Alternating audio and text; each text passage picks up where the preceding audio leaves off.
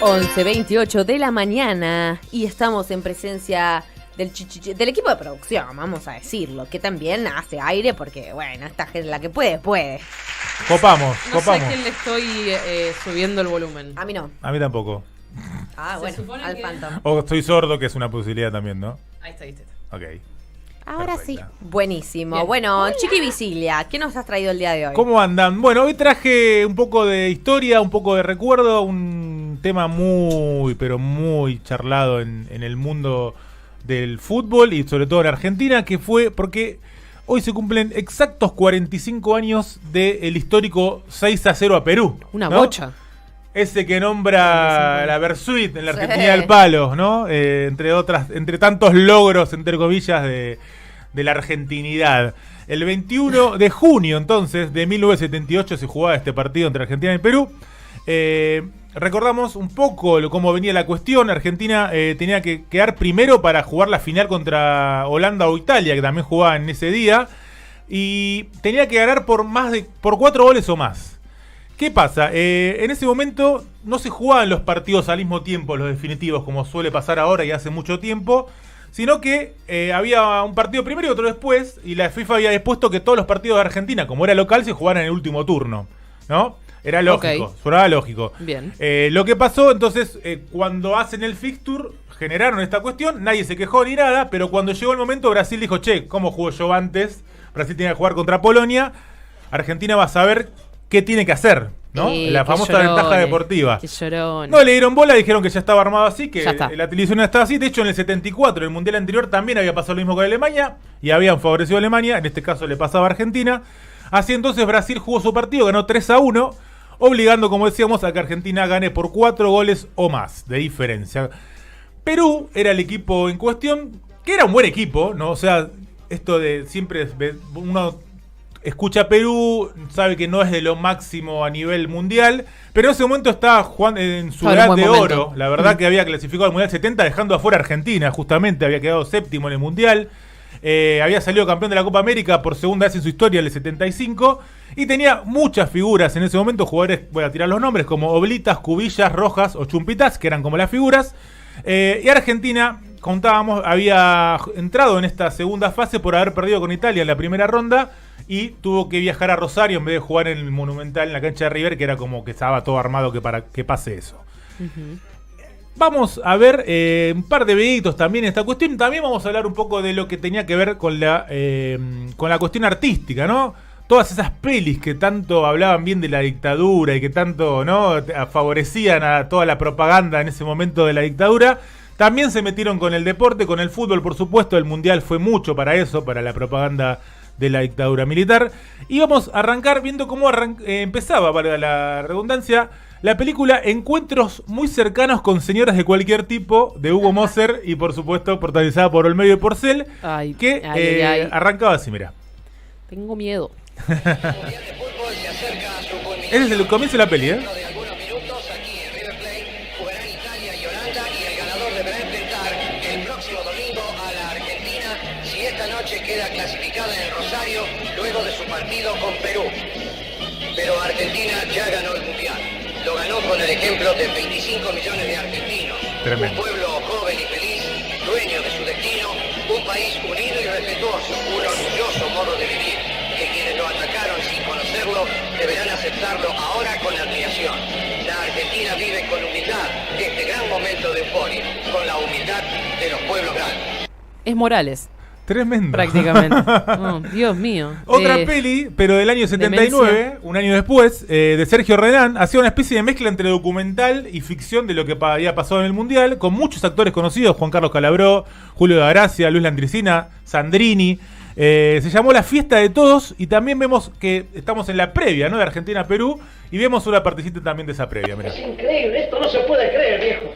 Pasaron la primera ronda por milagro, porque el gallego Cardeñosa se comió ese gol. ¿Cómo nos reventaron? ¡Qué suerte, bien! Yo pienso que tuvieron mala suerte. Pero ¿Cómo? buena suerte, ¿qué te está diciendo? ¿Pero qué son, ciegos? ¿No vieron los tiros que pegaron en los ¿Y postes? los goles que se comieron los polacos? Yo tenía que haber hecho 2 o 3 goles más, por lo Oye, menos. ¿por qué no te moricos? ¿Y por qué me tengo que morir? ¿Porque digo la verdad? ¿Por qué me preguntas el del colectivo? ¿Qué crees que te reventamos nosotros ahora? Hagan lo que quieran, las ideas no se matan. Las ideas no se matan. El día que te muerda la lengua te vas a morir envenenado. Las ideas no se matan. ¿Y ahora qué pasa?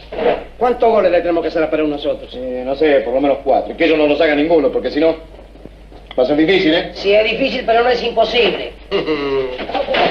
¿Qué decís? Nada. Música. Esta boca no se va a abrir.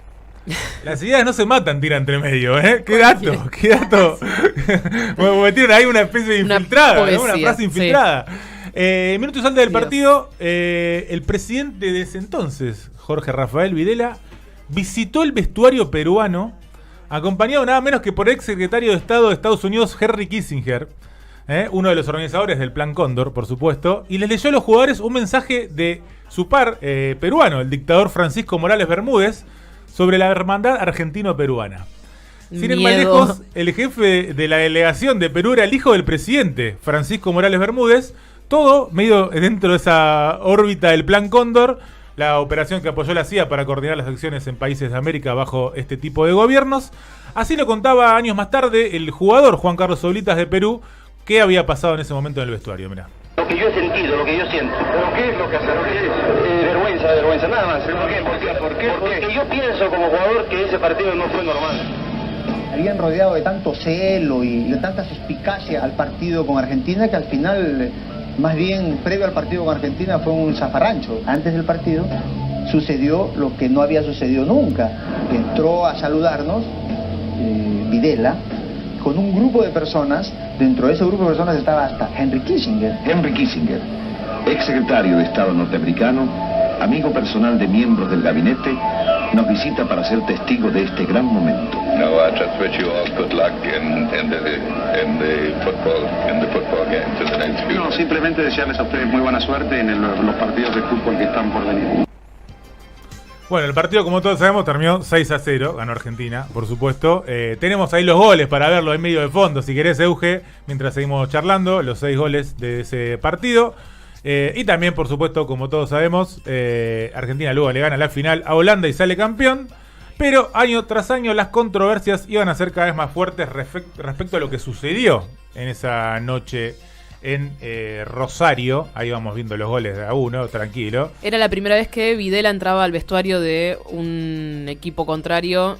Exacto, no, era claro, algo totalmente además un presidente de un país, o sea, sí, una sí. locura total, ¿no? O sea, algo como él que no había ido tampoco, ni siquiera fue al vestuario de Argentina. Sí, no, ni hablar, y que hace todo el resto también. Toda la comitiva, Kissinger, o sea, era una mafia. Una locura. Bueno, mientras la algarabía y la ansiedad por la definición del Monumental reinaba en el ambiente, Videla entra, pero después, al vestuario de Argentina, cuando sale campeón, y hace un pequeño discurso. También Luis Luque, uno de los goleadores del equipo de Argentina, en una entrevista, decía, con su voz de macho cobarde nos dijo, muy bien muchachos, hemos llegado a la final, el Mundial se cierra con nosotros. El objetivo era llegar a la final y ahora vamos por el título. Eso lo cuenta lo que dijo ahí Videla en su momento. Ahí teníamos una foto entregando la copa, ¿no? A Pasarela, ahí. El equipo peruano cuando llegó a Lima fue apedreado por la multitud que lo esperaba expectante, y 10 días después de finalizar el Mundial, el 6 de julio de 1978, la dictadura argentina sancionó el decreto número 1463/78, otorgando un crédito extraordinario no reembolsable a la República de Perú, una donación de trigo que tenemos, creo, la foto ahí del decreto ahí para decorar, ¿no?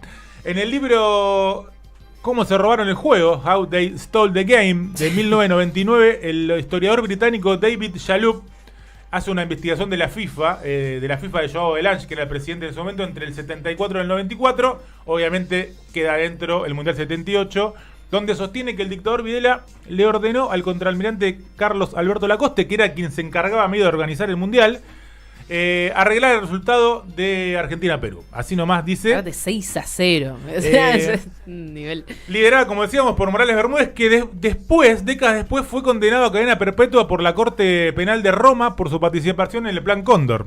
Según este propio periodista Shalhoub, Lacoste tomó contacto con 3 oficiales que acompañaban a la selección de Perú y les ofreció un millonario soborno de $50 millones y una donación de 35.000 toneladas de granos, que esto es lo del decreto.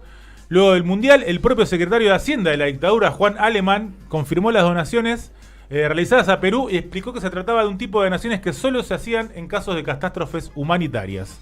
Vemos un videito, Rochi. Contá. No, quería preguntarte, ¿cuánto tiempo después se enteró la gente o se dio a conocer al público de que Videla estuvo ahí adentro? O sea, que se metió y... Lo fueron contando bastante después, vieron que eran tiempos de silencio también. Por eso, la dictadura. sí, los jugadores, de hecho, el primero que cuenta esto es Oblitas en el 86. Claro. ¿No? Igual se va sabiendo que eso había pasado, pero públicamente recién empiezan a contarlo muchos años después los jugadores de Perú. Así que bueno, vemos el video de Hablando Acá. Mirá, este es otro periodista que ahora vamos a contar. Muy afín con el gobierno de Videla y Macera. Hubo contactos, hubo llamados, hubo un dinero dando vuelta por ahí. El inglés David Jallup escribió en 1999 el libro How They Stole the Game, o Cómo se robaron la copa. Peru laid down and threw the match. Now, when I say Peru laid down and threw the match, I don't mean the 11 players. No, most certainly not the players. This was agreed between the military junta in Argentina and your military people here controlling Peru. Acá cuenta el arreglo que fue entre los gobiernos, ¿no? Sí. Y dice, bueno, Argentina dobla los containers de trigo. Lo del trigo es absolutamente cierto. Bueno, ahí el que hablaba antes era el periodista Ricardo Gota, autor del libro Fuimos campeones, la dictadura, el Mundial 78 y el misterio del 6-0 a Perú. Así que también recolectó bastante data en la cuestión.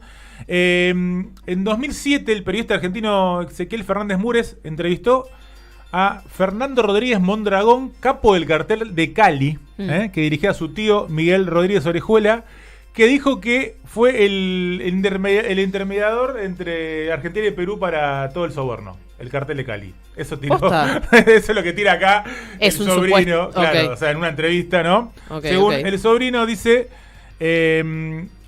los militares argentinos y la AFA desean reunirse con las autoridades del fútbol peruano, y el capo colombiano que mantenía relaciones con los peruanos fue el que sirvió de mediador en Miraflores, en Lima, al día siguiente, entre autoridades de un país y de otro deportivas, ¿no?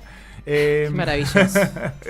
En ese momento también el ex senador peruano Genardo Ledesma Izquieta denunció que el supuesto arreglo del partido fue realizado desde la dictadura peruana para que Videla liberara a 13 militantes peruanos, también como parte del Plan Cóndor. En 2012, tras las declaraciones de este ex legislador, se rumoreó que la FIFA podía anular el título obtenido por Argentina. Esto pasó en 2012, hace muy poco, o sea, hace 11 años. Sí se comprobaba que hubo un arreglo o no en el partido, pero ¿y en después, qué quedó eso? No pasó a mayores, pero salió en tapa de los diarios. De hecho, tenemos la tapa, creo, del diario Tiempo Argentino, ¿no? Donde dice, ahí está, vinculan al Plan Cóndor con la goleada de Perú en el Mundial 78. Súper expuesto que sí, que fue un acuerdo. Pero igual, ¿cuántos mundiales arreglados tenemos? Por eso, hermano, dejate de romper la pelota, ¿no? Además, sí. Bueno, ¿qué pasa? Vamos a hablar, ¿qué dijeron los protagonistas? Porque los que están acusados también son los jugadores de Perú, ¿no? De haber ido para atrás. No, y me interesa también si hay repercusiones de los jugadores también argentinos. Los jugadores argentinos, al tanto de más esto. que nada, ellos siempre coincidieron en decir, nosotros fuimos a jugar al fútbol. Claro. Como la mayoría de los argentinos en ese momento, ellos dicen, no teníamos idea de lo que pasaba. Todos dicen que nos utilizaron, nosotros en ese momento no nos sentimos utilizados. Después sí nos enteramos de todo lo que pasaba y la verdad que nos puso mal. De hecho, hay jugadores con familiares desaparecidos, incluso Luque es uno de ellos. Pero ellos siempre como que quedaron que fueron menospreciados por haber sido parte de ese mundial, ¿no? Al mismo tiempo que no se toma tan en serio, en cierta forma, ese campeonato como tal vez el del 86 o ahora el del 2022. Claro. Eso como que coinciden mucho en hablar los jugadores argentinos. Pero bueno, los acusados fueron los peruanos, ¿no? De haber ido para atrás. Y fueron muy reticentes a contar toda esta historia durante mucho tiempo. Recién en el 86 veíamos lo que decía Oblitas.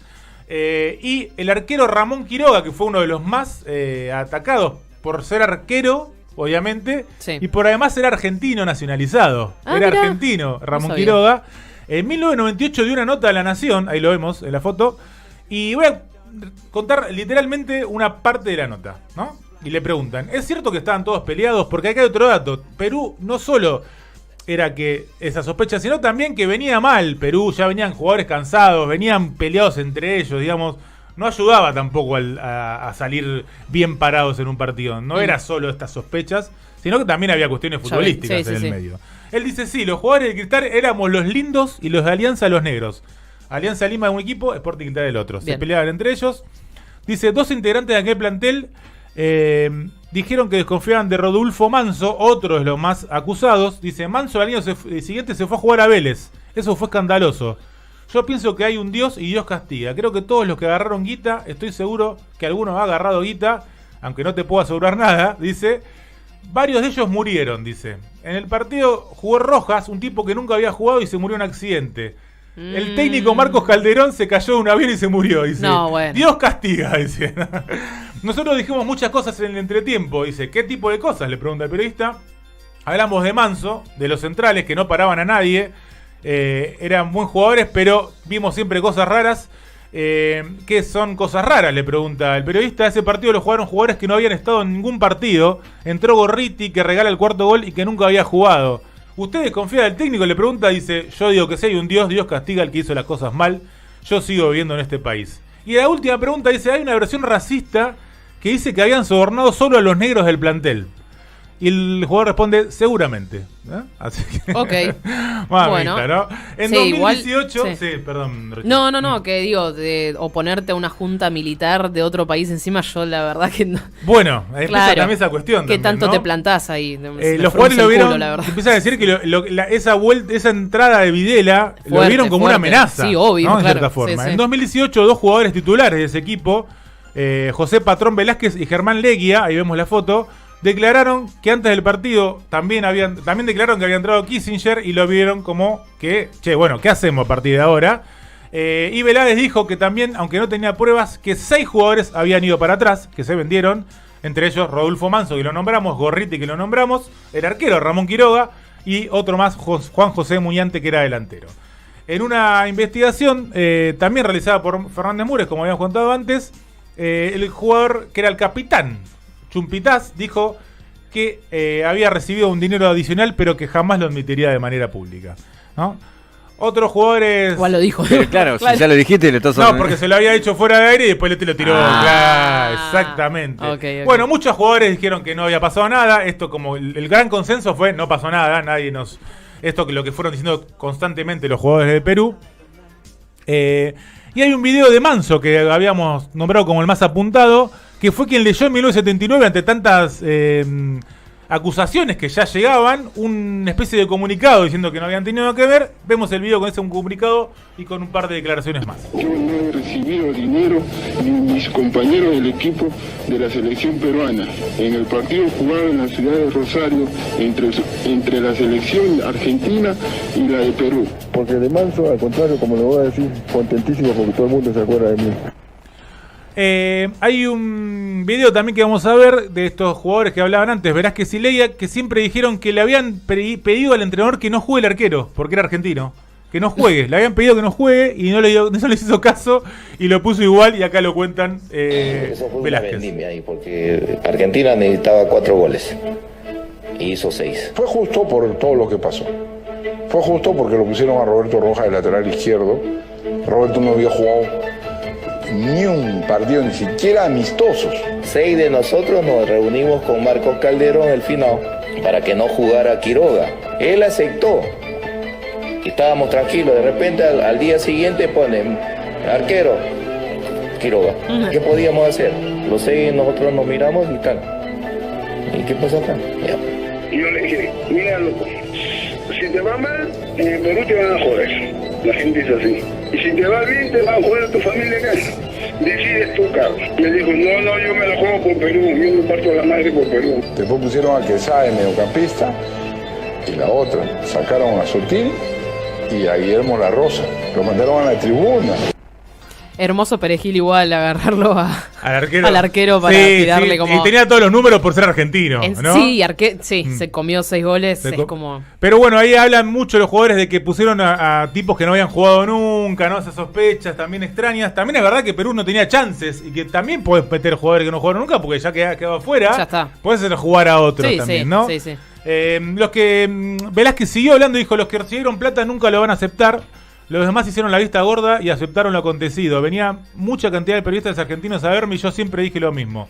Corroboro todo lo que dije y también lo que dije sobre Ortiz, win izquierdo de Argentina el 78, que me dijo que se habían jugado drogados. Siguieron por el brazo, por la nalga y por la boca, dice. Y esto es totalmente cierto, a ellos les botaba espuma. Para que esto sea palpable, el único que duró hasta el 85 fue Pasarela. Los demás desaparecieron por la drogadicción. Él dijo que sí se doraba cuando lo entrevistaron. Acá arranca la última variante de este informe. La que cantidad de teorías. La teoría del dopaje, ¿no? Que meten, esto lo meten los peruanos, ¿no? Igual debe haber un poquito de todo también ahí. Esta la insertan los peruanos. Ellos, tenemos palabras del propio Velázquez y también del propio Ortiz, jugador argentino, campeón del mundo. Vamos a ver el video y después lo desarrollamos. Velázquez conversó con uno de los jugadores del equipo argentino, Óscar Ortiz. Dime la verdad, le digo, ustedes jugaron dopados en el mundial, en este último mundial. Y su contestación fue así, ¿no? Como lo manifiesto, ¿no? Che, ¿qué querés? Tú sabes la guita que había. Esta declaración fue ratificada por el propio argentino campeón del mundo en 1978. Hay dinero y hay drogas. Por lo tanto, si hay dinero y droga, hay doping y el soborno. ¿Sí?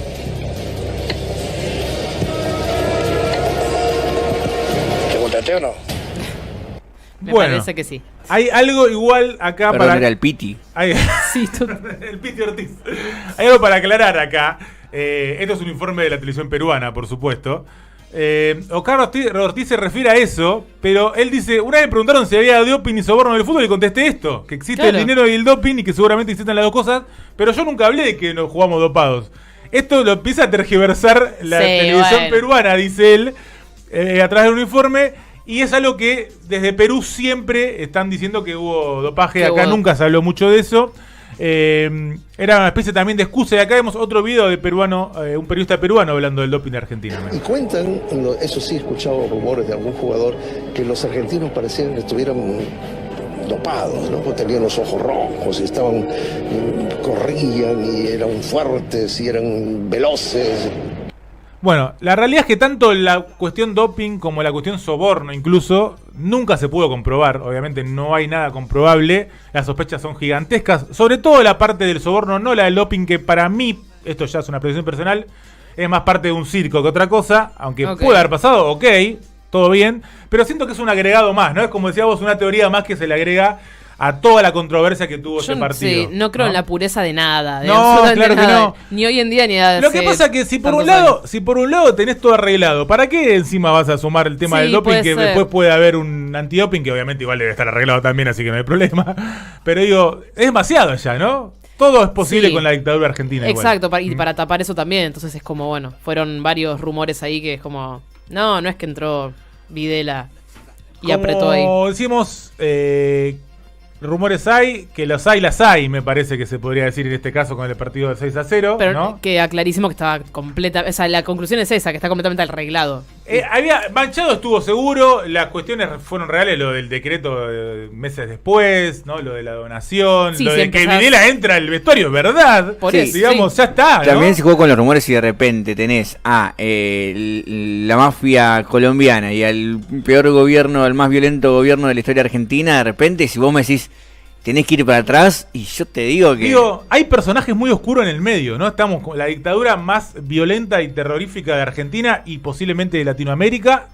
El cartel de Cali, ¿no? Sí, y amparado todo esto por el gobierno estadounidense. Además, Estados Unidos digitando todo el plan Cóndor desde siempre, dictadura también en Perú, ¿no? O sea, sí, no entró alguien del plantel, no es que no. O sea, realmente si te oponías eras claro, y ahí Martín, también hasta me pongo en el lugar de los jugadores peruanos también, ¿no? Sin lugar a dudas. Te digo, sí, obvio, ¿qué necesitas que haga? ¿Que me meta 5 goles en contra y encima me pagás? Como para cerrar el informe también, vamos a compartir otra vez las pelis que nombramos al principio. Sí. Pero el final de las pelis, donde Argentina sale campeón y todos somos felices y contentos, ¿no? A ver. Así que vamos a tener por un lado a Luis Andrini y por el otro lado a Olmedo y Porcel, en las pelis que habíamos nombrado. La fiesta de todos por un lado y encuentros muy cercanos con señoras de cualquier tipo por el otro. Me encanta. ¡Despertate! ¿Qué pasa? Que te despiertes, terminó el partido. Pero no te dije que quería enterarme mañana por los diarios. ¡Es que ganó Argentina! ¿Sí, ganó? Bueno, por lo menos nos despedimos ganando. ¿De qué te vas a despedir? ¡Ganamos 6-0! ¿Ganamos? ¡Ganamos! Ganamos 6-0.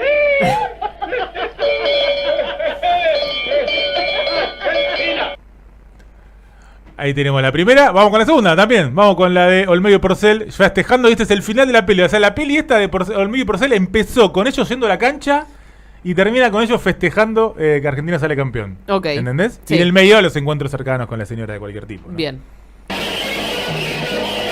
El obelisco.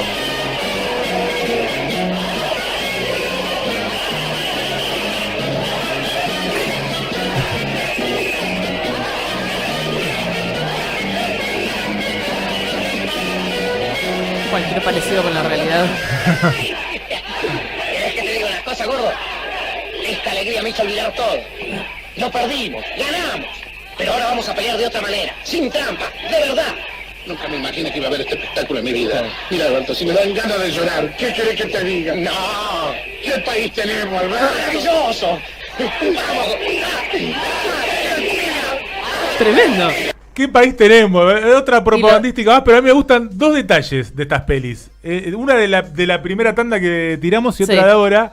Y es, yo no voy a elegir creer que es algo encubierto porque es mentira seguro, pero me gusta que haya quedado, por un lado, uno diciendo, Calabró diciendo, las ideas no se matan. Sí, sí. Y sí, ahora sí. Olmedo diciendo, ahora vamos a jugar pero sin trampa. Claro, ¿no? súper Pues, explícito. O sea, Sí, sí, sí.